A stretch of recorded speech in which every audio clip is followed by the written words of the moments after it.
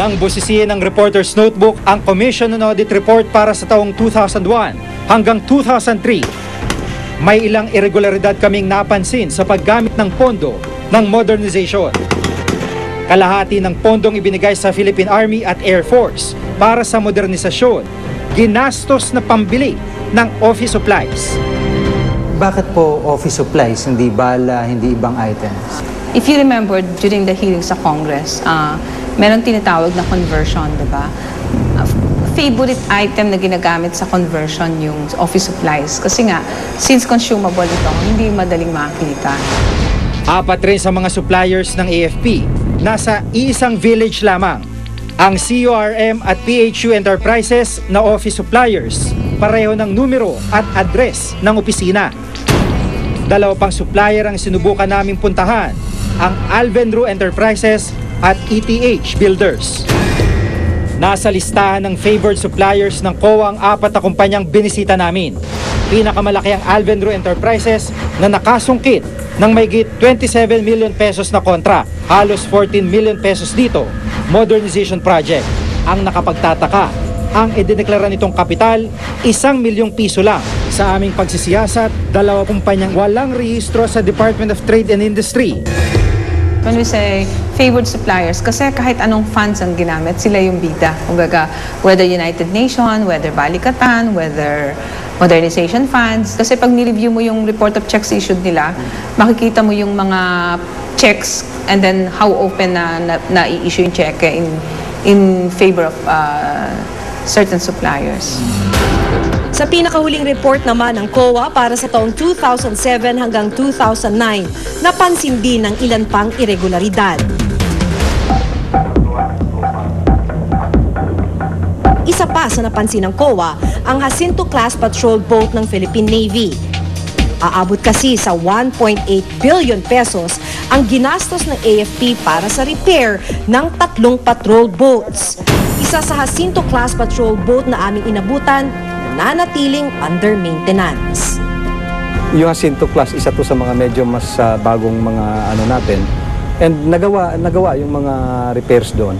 Kasi kung hindi natin ginastusan ng ganun yun, baka ngayon nakagarahe na lang yung mga barko na yun.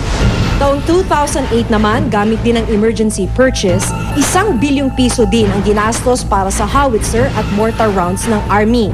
Pero sa report ng COA, hindi pa rin ito umano na de-deliver. Members of the armed forces, and I was told that this is one of the pabaon to the general who retired on such period.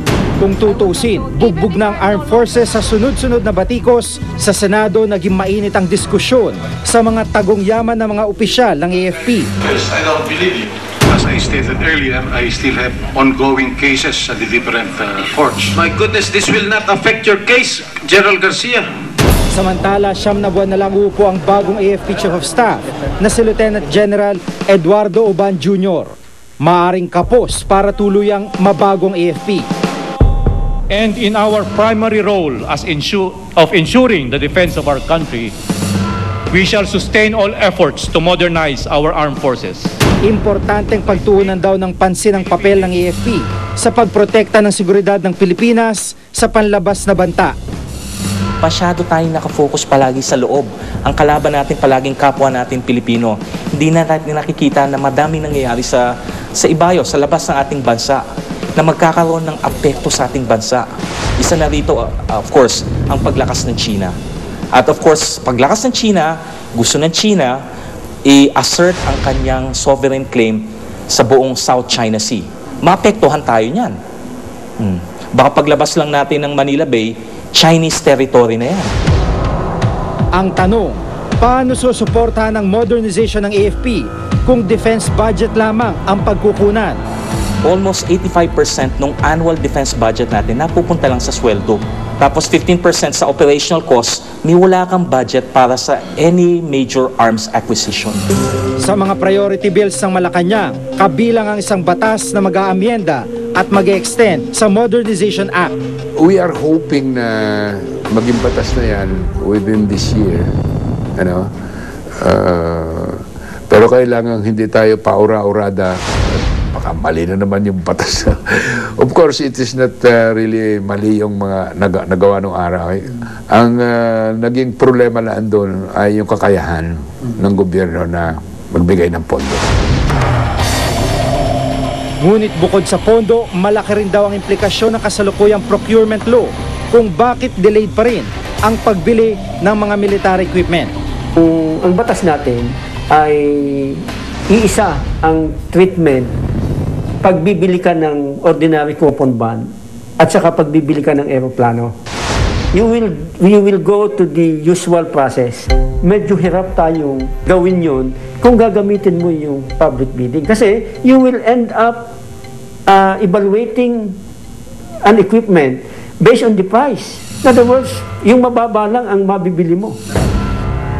Nagbabago raw ang pandaigdigang politika at kasabay nito, mahalagang maisulong din ng ating pamahalaan ang pagpapaunlad ng hukbong sandatahan. Bagay na tila hindi naging matagumpay sa kabila ng batas na nagtatakda nito. Sa huli, ang modernisasyon ng sandatahang lakas ay hindi lamang pagtugon sa seryosong usapin ng panloob at panlabas na seguridad, kung hindi maging pagpapakilala ng isang matatag na republika.